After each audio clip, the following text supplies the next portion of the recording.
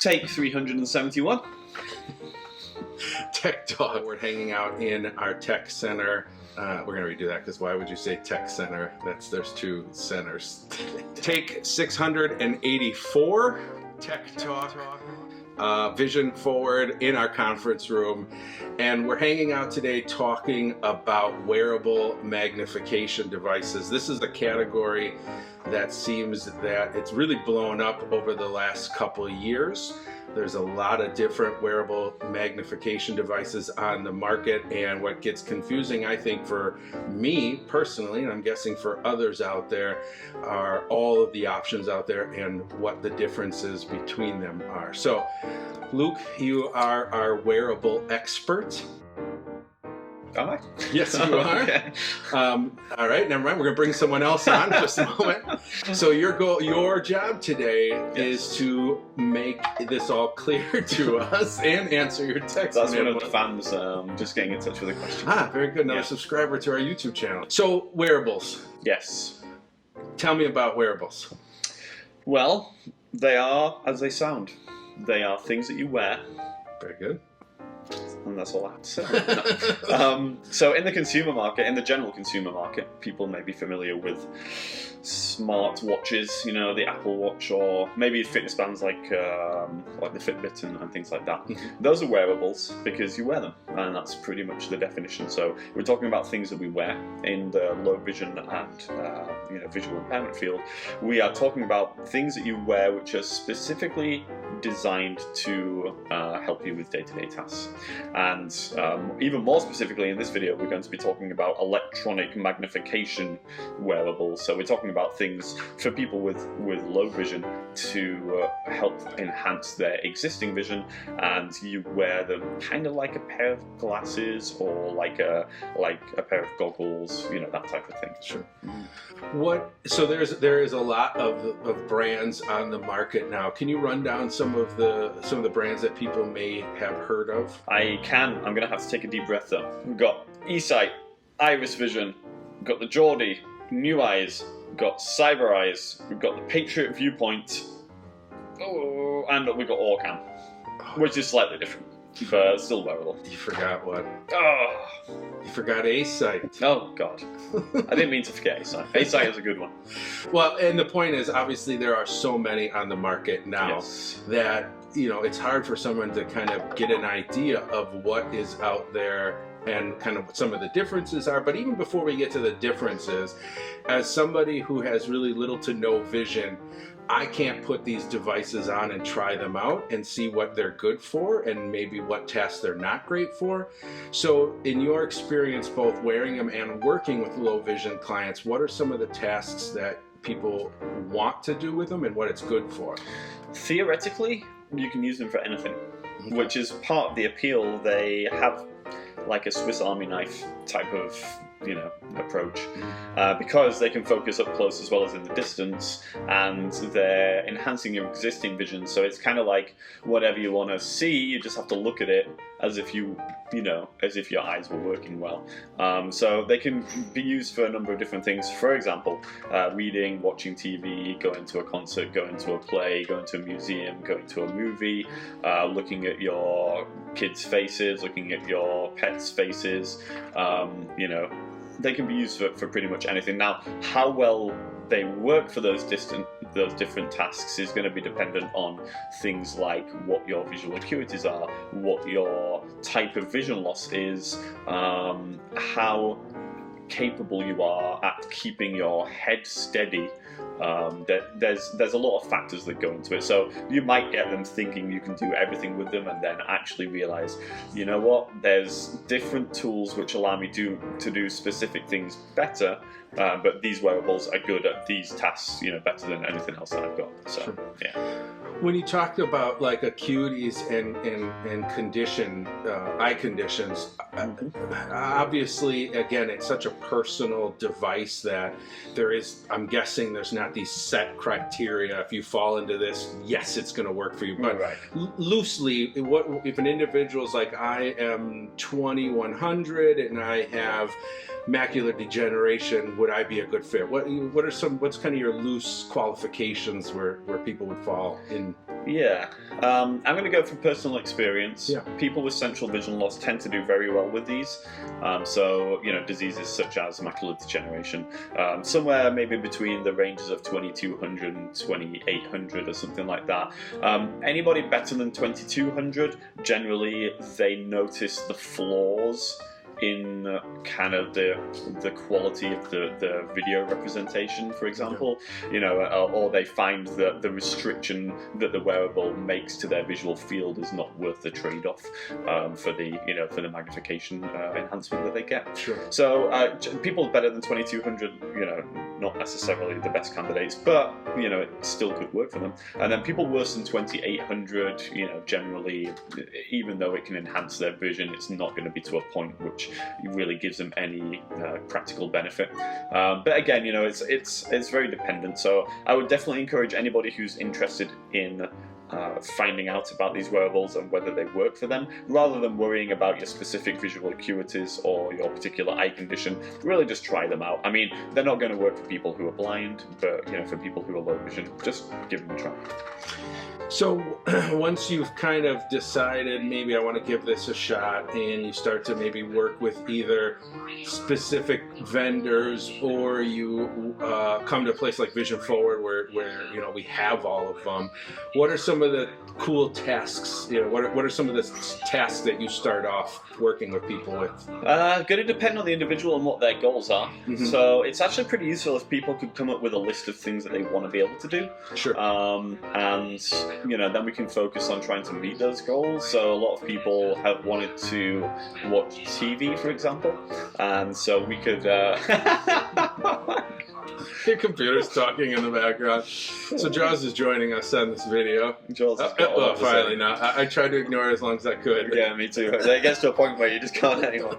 Okay, so as we were saying, watching TV is a task that a lot of people would like to do, and so we can set people up in front of a television, and they'll have the wearable on, and we'll be taking a look at the things that they want to be able to watch and seeing how it works for them. A lot of people want to be able to read. We can set them up with some reading materials. Say it's a newspaper that they want to read. We can try that type of thing out. Seeing people's faces is obviously an easy one to test. I would say that in general, the best way to figure out whether a wearable is suitable for you is not sitting in a chair, an optometrist chair, and looking at a chart. Sure. Because that's not a real life scenario. Unless you're an optometrist. Well, this is true. If that's what you want to do all day, every day, then sure, go for it. But you really want to try it out at the things that you want to be able to do with it, So it's important to at least try and replicate those real life tasks. And a lot of these wearables have got return policies as well. And so you can always, try one out. And if it doesn't work in your home, after you've had it, 2 weeks or whatever, then you can return them, and that is nice because you're in the environment you want to use it in. You're doing the tasks you want to use it for, so you'll get the best idea if it's going to work for you in that scenario. Makes sense. So you went through your long list that you almost made through the whole list on one breath. Yes. Tell me, as somebody who can't see these devices, or at least hasn't gotten hands-on with them, can you talk a little bit about some of the similarities and differences between at least a few, maybe the top 3-4 players in the market? Sure. I don't want to say necessarily who the top players are, but I'm going to talk a bit about the ones that I found to be particularly effective. Sure. In terms of similarities, I mean, they're all working on the same principles. So you've got a camera in the front, you've got video screens on the inside, so when you're wearing it, you're looking into the video screens. Wherever your head is pointed, the camera is pointed, and you're seeing that image on the video screens. And then you have the ability to enhance the image through magnification, through contrast enhancement, through various color modes. Some of them have got optical character recognition built in, so you can take a picture of text and it will read it to you, which is kind of nice. Some of them, offer varying degrees of magnification, as in, some will magnify more than others. others, so there's a bit of a difference there. Sure. With some, the refresh rate of the screens is different, so it could be faster, which means a smoother image, less kind of jerkiness as you move your head around. Some of them you're able to walk with, some of them you aren't. Some of them have got video input, so you can plug external video sources into them. So for watching TV, for example, you can plug your cable box right into the electronic glasses and watch it like that. Okay. So there are differentiating factors, but you know, the primary thing that people are going to be doing most of the time is manipulating the magnification and the contrast and, you know, maybe the false colors to get their vision to a point where they're able to see what they want to see. Sure. One of the things that you said that some may let you walk, some not so much. When you say walk, like literally you could wear it and be looking through the camera and the screens as you're walking around? Nope. Okay. Nope, don't even try it.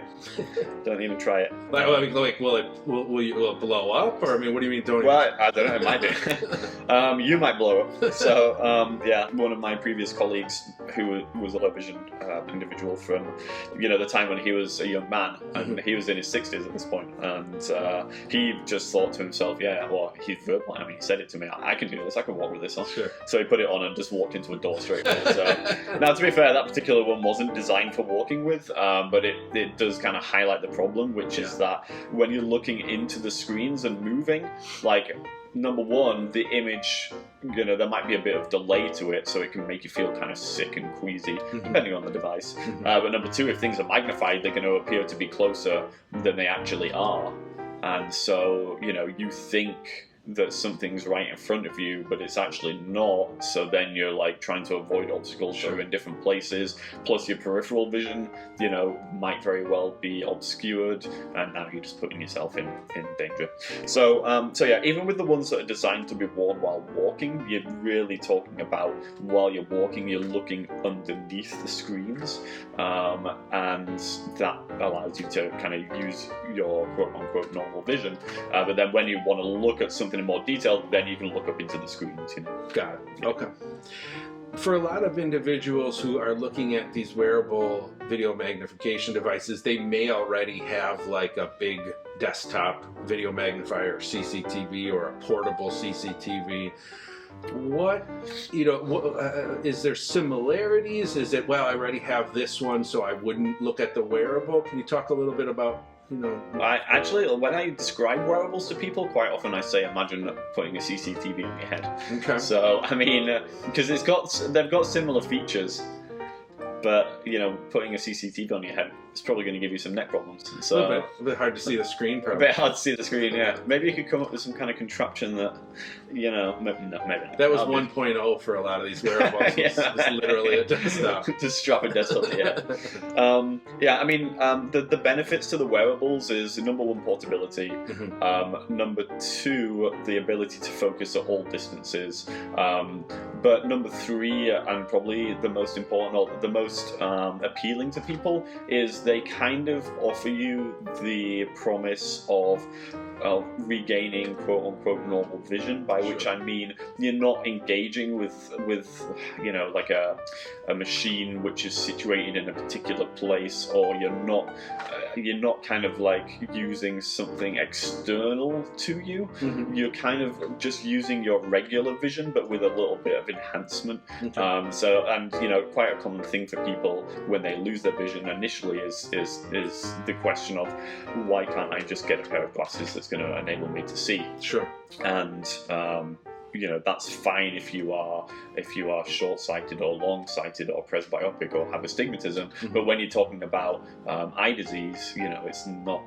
It can't, you know, glasses can't fix that. Sure. But electronic glasses, you know, to some extent can counteract, you know, some of the problems that are introduced with low vision, and so it is almost like you get a pair of glasses that lets you see, and I think that's a very appealing concept to people. That being said, so here I have the IrisVision. Okay. doesn't look much like a pair of glasses. It looks kind of like a big pair of diving goggles. So, and I'm not picking on IrisVision specifically here, but just to kind of highlight the fact that none of these companies have really got there in terms of making something that looks like a pair of glasses yet. Yeah, I suppose when we say wearable electronic glasses, that term's pretty loose. I mean, having the camera, having the screens, having the magnification, still is a lot of, and battery, there's still a lot of equipment that they have to pack onto your head. Yeah, and you're still having to interface with that, through controls and things like that. So it's not a seamless experience, but it is more like using your regular vision than using a CCTV. Okay, let's take this as an example. Sure. You want to read. Okay, now reading with a CCTV, you're going to be either moving the document underneath the camera, and it might be on a tray or it might not be on a tray, or if you're using a portable CCTV, then you're going to be moving the CCTV. So you're basically engaging with scanning the text through the use of your arms. But that's not how you do it if you're sighted. If you're sighted, you hold the document in front of you and you scan it just by moving your head, right? Got it. And so with the electronic glasses, then you can actually do that same type of thing. You've got the electronic glasses on, and now as you read a document, you can just move your head from left to right. A little more natural. It's a bit more of a natural reading experience. Now, it's not entirely natural because, you're not seeing as many words as you would if you were sighted. And so the movement that you have to do, is a lot more. There's a lot more of it. You have to kind of scan and keep your head very steady and, stay very focused on what you're doing. So definitely is not exactly the same, but it's more similar. And I would assume when we do magnification, wearing it on our head, it's going to be magnifying any head movement too. Yeah. So any kind of, quick head movements, you're going to get, that's all going to affect what you're seeing and how you're seeing it on the screen. Definitely. And this is one of the big difficulties that people have, especially for reading, because, like you say, the more magnified you are, the more magnified your head movements are. There's two parts to that. Number one, people are making head movements all the time without realizing it. Sure. So just naturally, the image is kind of jiggling around, and that can be hard to kind of get under control. But now, number two, if you're magnified and you're trying to look at a sentence, and let's say that you're seeing two words on the screen, right? So you have to make these very small movements as you scan across the sentence to kind of move between the different words, and just learning to control those head movements in that, in that very kind of subtle way definitely takes some practice. Now, the reason that it's harder for reading specifically is because you're holding the document up close and you're magnifying it. And so you've got this combination of, magnification, plus you're holding the thing very close, so you've got to make these very small movements and keep your head very steady. If you're looking at a larger target in the distance, it's easier to control that type of thing, Would you compare it to, I know, working with clients who are working with a desktop CCTV with an XY tray, and when they first sit down with it, and they put their hand on the tray and start moving it, they just make really big movements, across the whole page. Yeah. So it almost sounds like it's kind of the same, where until you can get that head movement down, or moving the material, it takes a bit to get used to it. Yeah, and I would say it's potentially harder with the wearables, just because the motor control of your arms is something that you've naturally developed over time. Sure. But just controlling your head in that manner is probably not something that you've naturally developed. So it is kind of learning how to do something new. And not everybody has a problem doing that. It's going to depend on the individual, their level of vision loss, and all those types of things. But yeah, it definitely can be a challenge. So personally, I found that the wearables are better at distant tasks. So you want to go to a sports game, you want to watch a movie, you want to watch TV, you want to look at people's faces, all of these types of things, they work really well for. The reading side of things, you might be better off with a traditional CCTV or some other type of assistive technology. Sure, unless I suppose if you've got a specific kind of job task or where you need hands-free, or you need to be, whatever it might be. And that's where you were saying the personal, these devices to me seem like not only being wearables that makes them very personal, just the task that they're going to do is very kind of personal task. If it's going to work for them or not. I had a good one. There was a lady who was doing she was doing a degree in nursing, and one of the things that they had to do was suture. And yeah, so the thing is with suturing is like you have to have both your hands available to do it, right? Yeah. But she was low vision, and so she brought some fake flesh in. Interesting. Which is bizarre stuff. Yeah, I'm not sure. Can you get that at just your corner store? Probably buy it at Amazon? Jewels, Amazon, like wherever you want. If you want some fake flesh. Interesting. So she brought it over. She brought the suturing kit with the needle and the thread, and we were using NuEyes because at the time it was the only completely hands-free wearable in the sense that you could magnify using voice controls. Oh, sure. So she really needed. So she needed complete hands-free. So we were using that. We were zooming in with a voice. She was suturing, and it worked pretty good. I was quite impressed. Yeah. I don't know how I'd feel if I was like an emergency room. Someone strolled in wearing that to do it. Oh, yeah, I guess I wouldn't know. So anything else about wearables before we start to wrap up today's Tech Talk? Do you have anything else about wearables that I should know? I'm going to tell you a little bit about some of the things that some of the devices that I like the most. I want to talk about a couple of devices. So number one, we've had the most success with the IrisVision, which I had pointed out earlier is not necessarily the best looking device, but you do get these very large very large screen because there's magnification lenses that you look through before you look at the screen, so it appears very large, very bright, very vivid right in front of you. But we're using a cell phone in the front of this virtual reality headset to make it work, and the cell phone's got a good camera and good screen light, so it makes sense. What I have found is that the IrisVision works really great for people with central vision loss. It really can help to improve your functional vision. It helps with color reproduction. It helps magnify things. It's got a very wide field of view, which means it's easy and comfortable to use. Yeah, for sure. It's great for a lot of distance tasks, but also for reading. If you do struggle keeping your head steady, it has OCR built in as well, so it can read aloud to you. So that one I definitely think is worth checking out if you have central vision loss and you're interested in a wearable. Some other mentions, we have the eSight here. Now this one has a bit more of a specific market. It's more expensive and it's more complicated, but the upside to that is that it can do more, and so this one is worth checking out as well. I'm just going to put this on just so people can kind of see what it looks like. I'll just hold it in place there. It's definitely more attractive than the IrisVision. It's much smaller, right? Much smaller, yeah. Yeah, it looks kind of cool. One of the things with the eSight is you can walk with it by tilting up the top part. This is called Biotic Tilt, and so as you're walking you can look underneath. If you want to look at something you can look up into the video screens. This one does have a wire going to a control panel, so you do have to take that into account. It's not completely kind of hands-free or whatever. But it probably brings down maybe the overall size of the That's exactly it, yeah. That's the benefit to it. It's very lightweight. This one magnifies more than any others on the market. It has manual focusing as well as autofocus, so you can really dial in the focus. They adjust the screen position when you purchase it, so the screens are right in front of your eyes to make sure that you're getting the best image that you can. It has an HDMI input, so you can input external video sources into it and watch them right on the screens in there. It's got a lot of cool stuff going on. They also have OCR, so we can also read to you.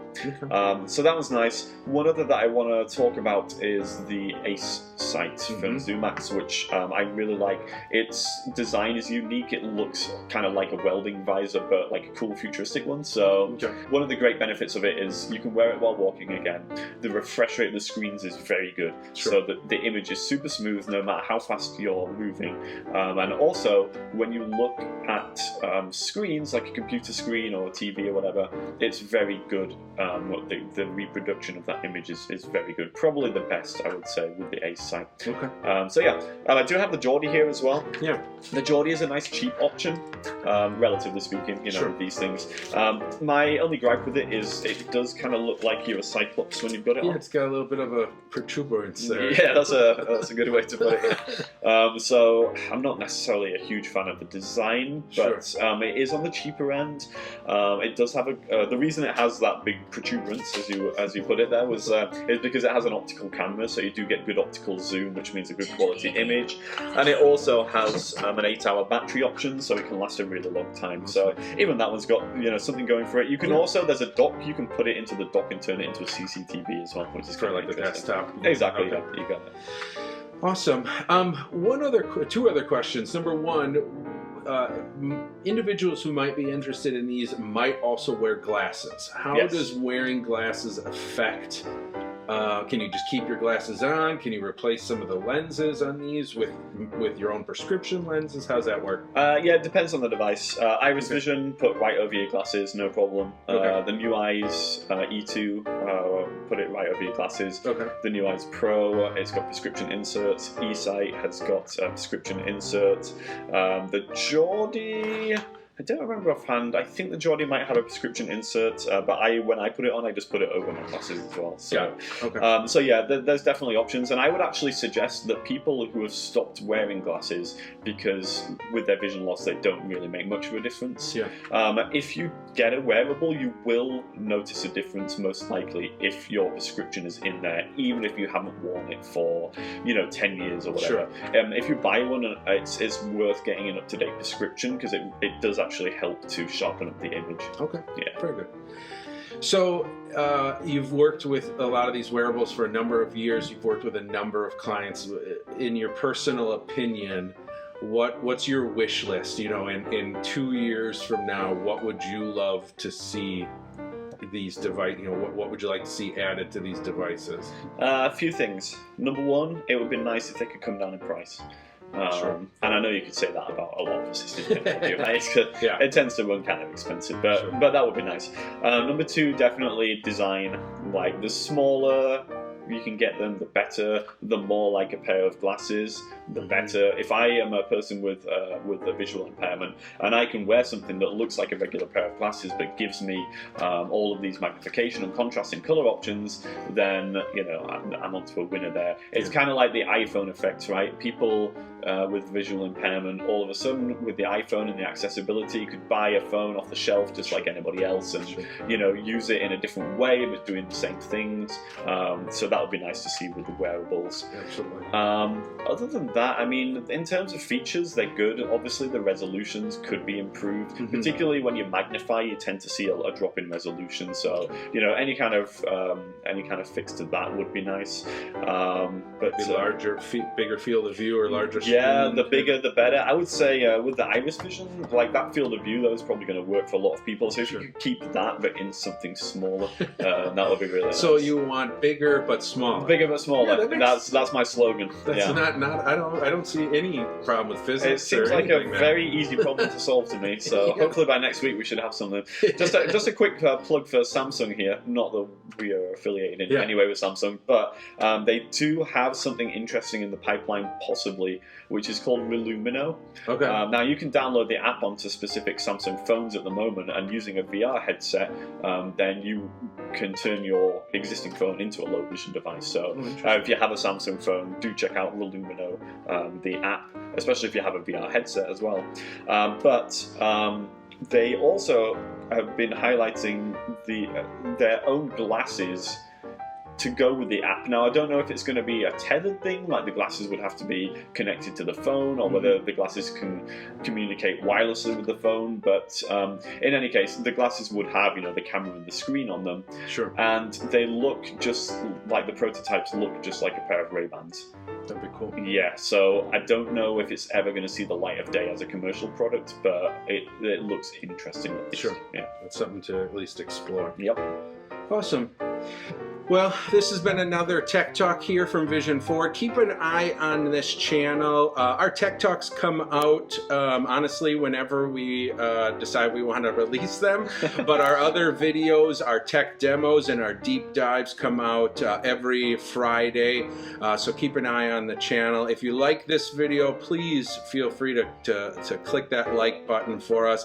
Also, subscribe to this channel so you don't miss anything else that we're producing here at Vision Forward. Thanks again for joining us on this Tech Talk. Stay tuned.